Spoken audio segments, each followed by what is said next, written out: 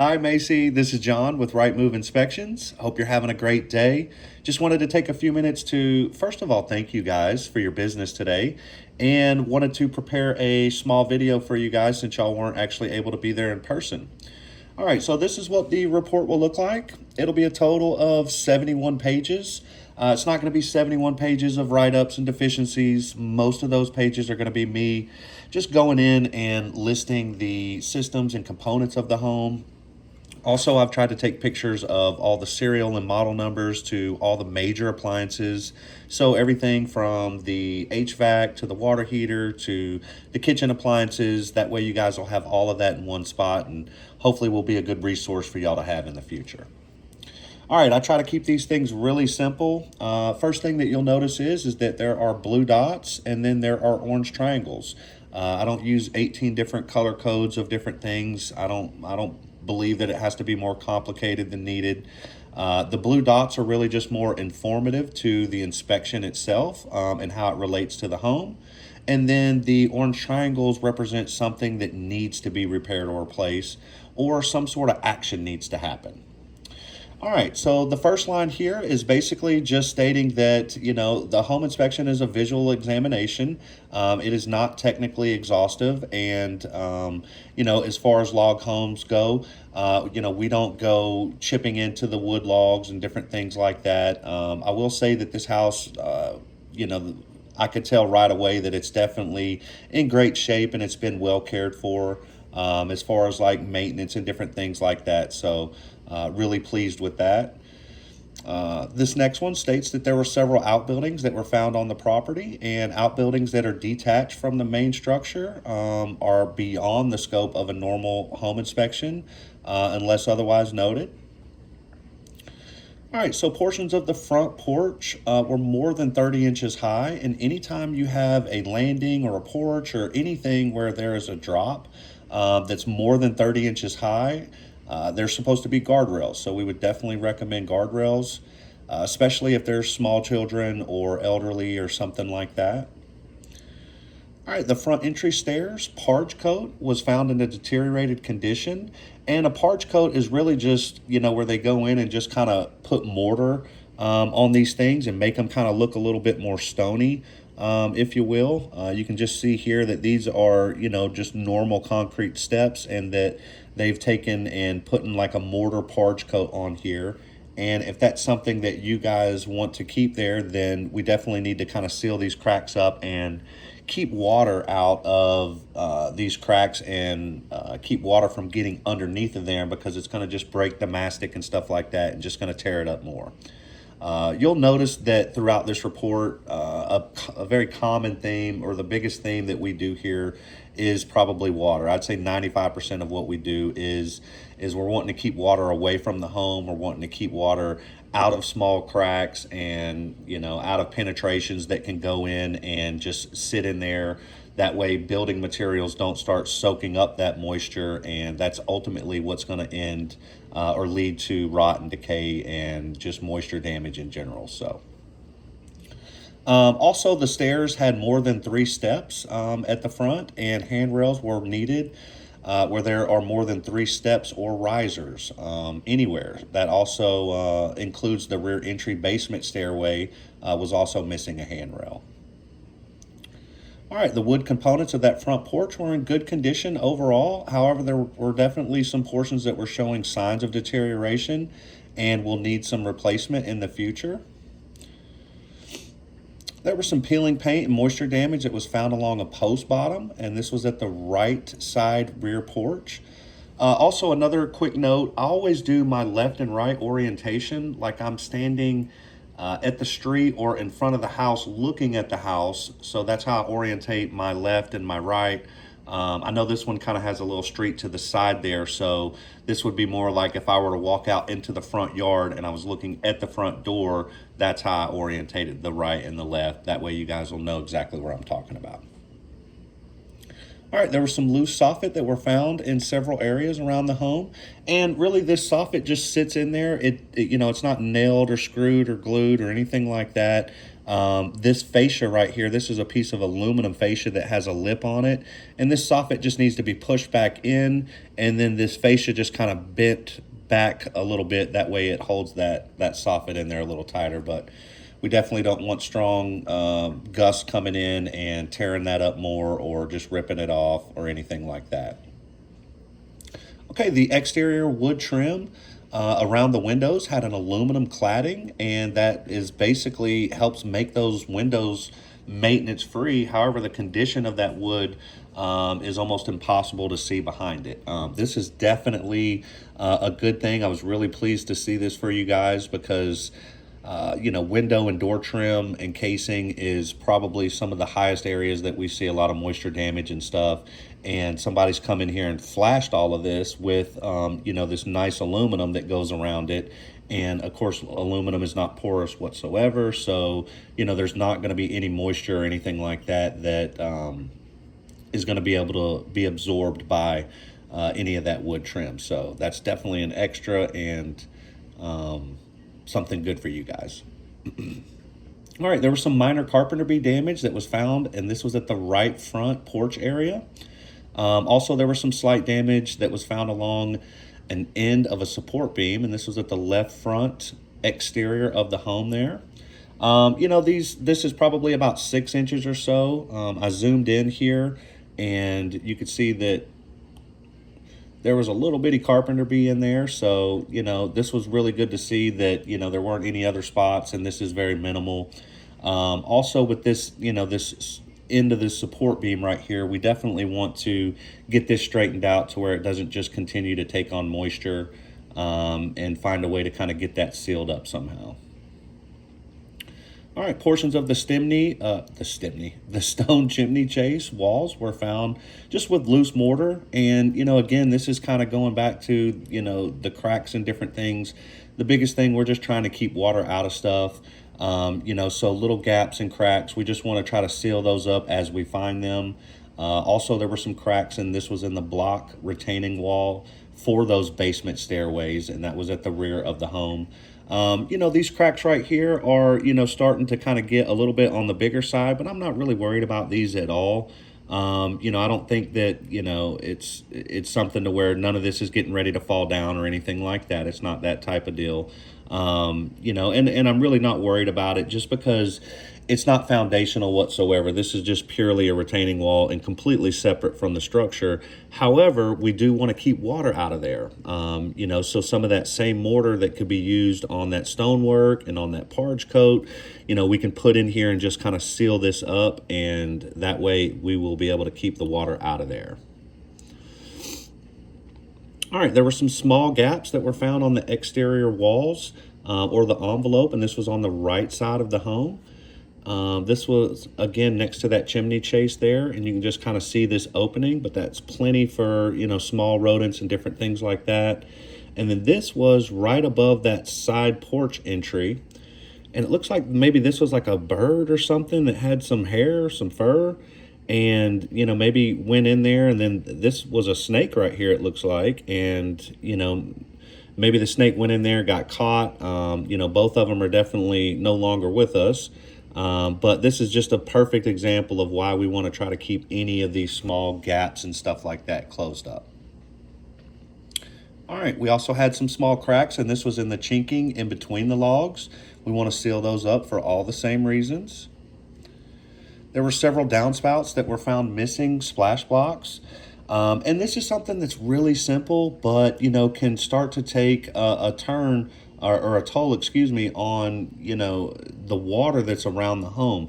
It's too easy just to put a splash block tray or an extension on here and get this water carried out 3 to 4 feet away, because we definitely don't want it just kind of dumping, right here next to the exterior wall, which is ultimately the foundation wall.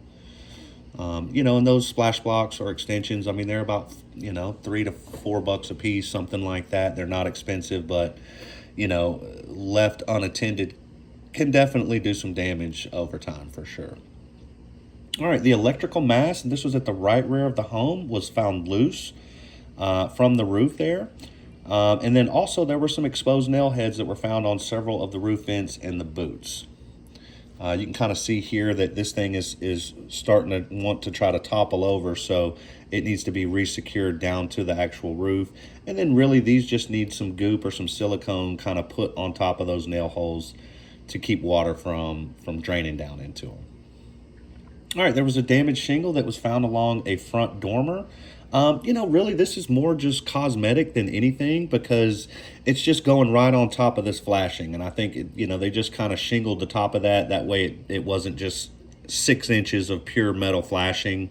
But you can kind of see that the flashing runs all the way to here. The flashing is what's really important because that allows the water to hit anything that gets behind this siding and then hit and then rolls the water right on down to the next shingle, then the next shingle, and so on.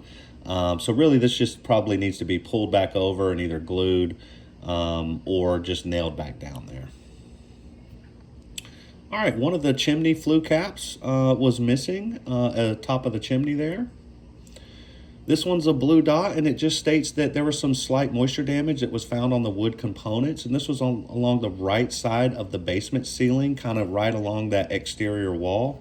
It's a blue dot because really nothing needs to happen, but I did want to point it out to you guys. And this was about the only place that I could find that had any kind of moisture damage or anything like that, inside the home there. You can see that it's discolored and dark, and that's indicative of absorbing moisture. You can also kind of see that there is a plumbing line right here, and I got my moisture meter out, and you can see that it's not even registering on the scale here. So that's definitely from some sort of prior leak. Again, I don't really think anything needs to be done, but I did want to point it out to you guys. All right, so portions of that attic space could not be fully inspected due to the lack of catwalks. And catwalks are really just a fancy name for boards to walk on in an attic space. There wasn't a lot of attic space because of the vaulted ceilings. They've used the attic space in that upstairs up there, but there was that, long, narrow side over there. It was on kind of the rear side. And if you go down to the end of it, then you can kind of, poke your head in there. There was just enough room to kind of poke your head in there and, see kind of another area of an attic here. And all of this stuff looked good. This was all wood trusses, and, I couldn't see any damage, even though I wasn't really able to get in there. I was still able to kind of shine my light around and, look for trouble spots and stuff like that, and it all looked great. All right, so several of the exterior electrical outlets did not trip when tested with a GFCI tester. And then one of the outlets at the right front there was found missing its cover. So, you can see that these are GFCI outlets, but more than likely, one of these has gone bad. First of all, there should only be one for this entire circuit. And I can almost promise you that these outside outlets are all on the same electrical circuit. And there only needs to be one GFCI per circuit, because if one of these goes bad, then it's going to keep this one from tripping or operating properly and so on. So these were hot and live, but they just didn't seem to have the GFCI protection, again, probably because one of these two is not functioning. There were some exposed wires that were found in the basement area, so we want to make sure that those are capped and closed in a junction box. There was one area of the main electrical panel that wasn't labeled, so we definitely want to make sure we know what that is, just in case of an emergency.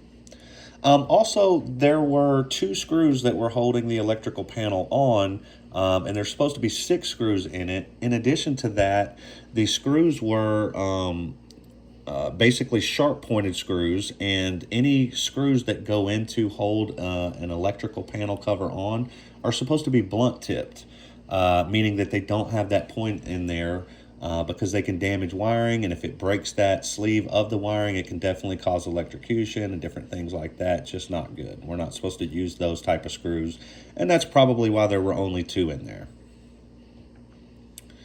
Okay, the all-electric heat pump in the basement, we couldn't test the actual heat today because it's a heat pump and not a gas furnace.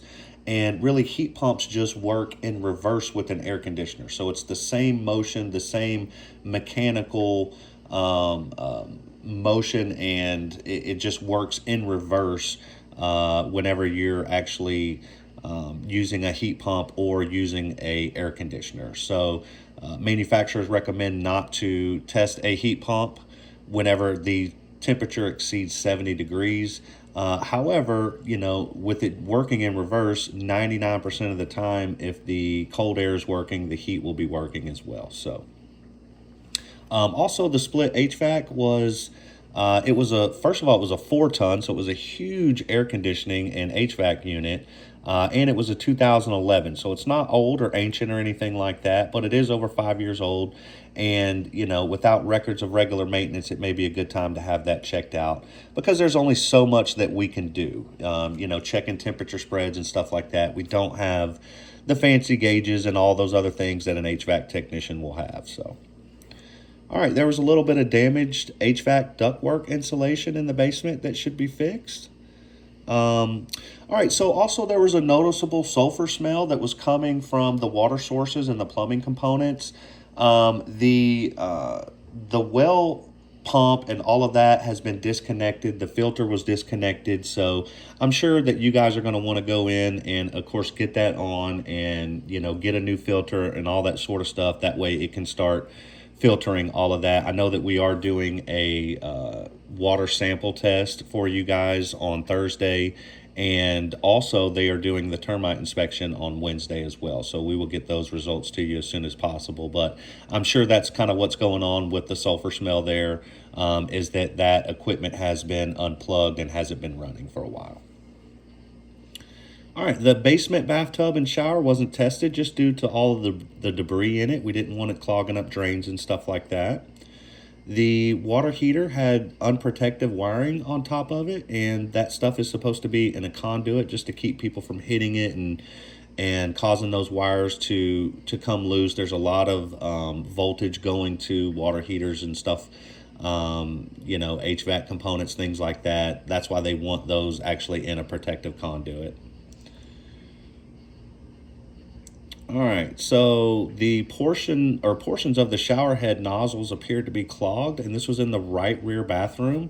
I know that this is pretty thorough here, but I went ahead and put it in here for you guys anyway. It looked like that there was only about 3 or 4 of the nozzles that were actually spraying out, so that thing may need a good clean in there.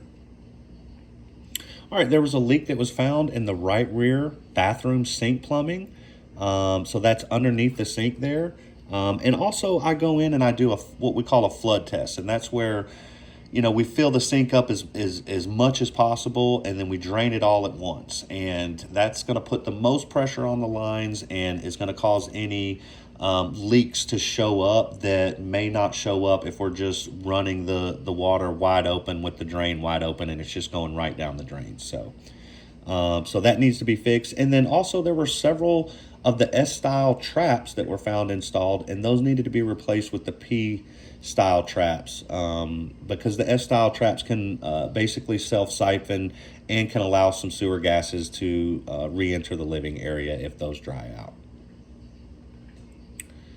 All right, the right side hallway bathroom and the primary bathroom sink stoppers were not functioning properly, so those need to be looked at. The primary bathroom, and this was in the left rear bathroom. That's the one that I was calling the primary bathroom back there. It was a single vanity, but it was that room back there that had its own bathroom and so on. But the exhaust fan was making some pretty excessive noise when operating. There was also a leak that was found in the plumbing under the kitchen sink, so that needs to be looked at. The anti-tip device was found missing for the range at the time of inspection, and that's just that's a safety feature that basically, this is it right here. It's still in the drawer down there, so somebody just didn't install it. This is actually the pull-out drawer on the bottom, but you can see that it basically screws to the wall, and then right here, one of the rear oven feet just kind of slide in under that, and it just keeps it from being able to to topple forward there. And, you know, a lot of kids, I can remember my daughter, you know, climbing up on a cabinet like this. And it was, you know, she was no more than maybe a little over one. And, you know, it was one of the times I was watching her by myself, of course. And she pulled out these drawers, climbed up there, and was sitting on the counter eating a honey baked ham. So kids will find a way to kind of get up, and this keeps them from opening that oven door, stepping on it, and that oven possibly tipping over on them. All right, the upstairs stairway handrail was found missing. So we definitely need one of those. And then also the light fixture above the basement stairway was found missing. And there needs to be a working light fixture and a switch at the top and bottom. Or there needs to be a light fixture in every stairway, and there needs to be a light switch at the top and the bottom of every stairway that can turn it on or turn it off there. So it looks like that they had it roughed in. They just didn't have anything up there.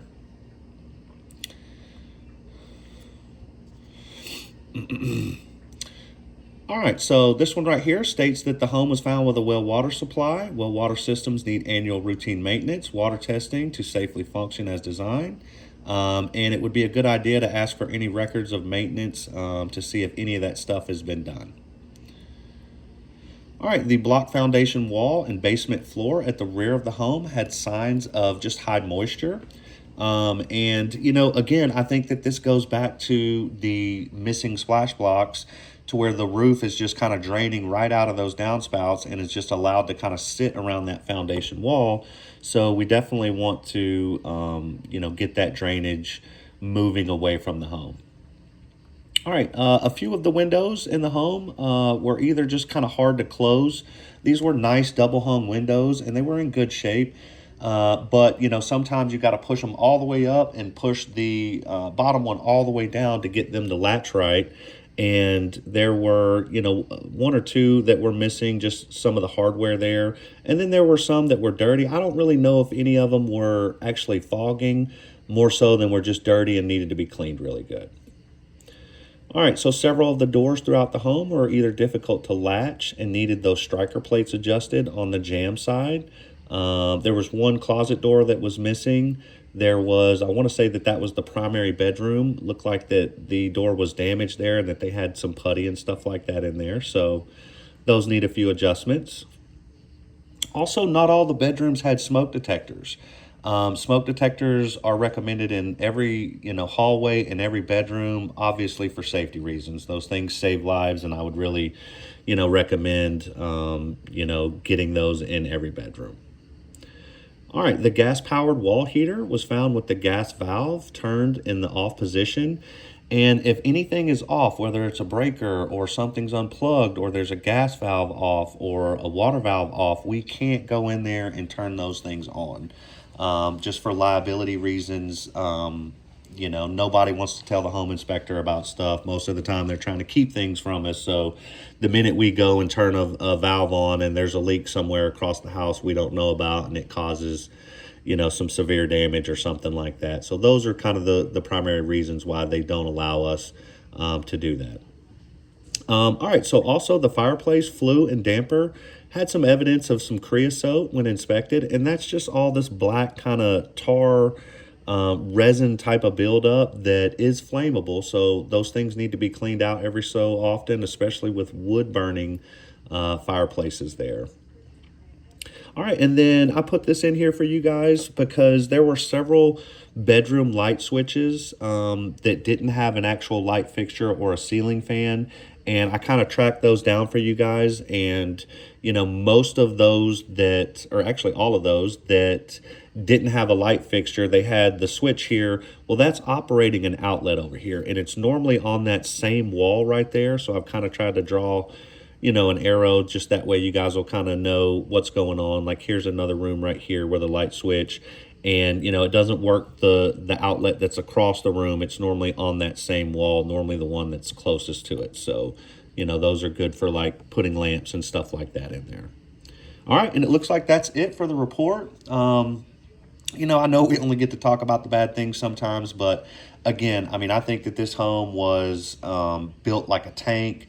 You know, the downstairs, the wood components of that basement and just the structure, the bones of it, we're in great shape, you know, overall, especially for a 40-year-old home.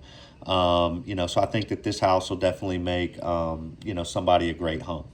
Anyways, that's it. If you guys have any questions about anything that we went over or anything that we didn't go over, I know that we went over a lot, so feel free to reach out to me anytime. I will make myself available. Thanks. Have a good night.